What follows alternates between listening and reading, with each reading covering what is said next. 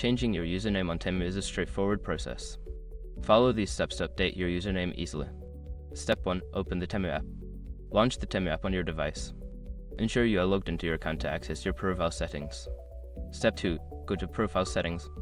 Navigate to your profile by tapping on the profile icon, usually located at the bottom right corner of the screen. Look for the Settings or Edit Profile option. Step 3. Select Edit Username. In the profile settings, find the option labeled Edit Username or similar. Tap on this option to proceed with changing your username. Step 4. Enter new username. Type in your desired new username. Make sure it meets any character requirements or restrictions set by Temu. Check for availability to ensure it isn't already taken. Step 5. Save changes. Once you have entered your new username, look for a Save or Confirm button. Tap it to finalize your changes and update your username.